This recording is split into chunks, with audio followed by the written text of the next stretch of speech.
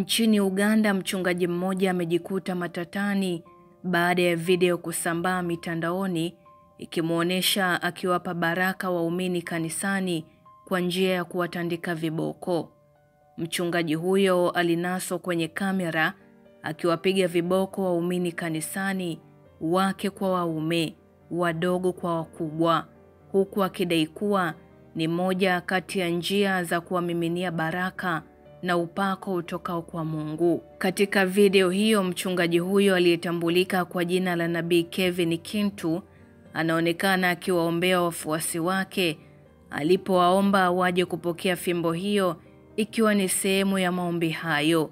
Wafuasi walianza kukusanyika mbele ya kanisa ambapo walianza kupigwa viboko.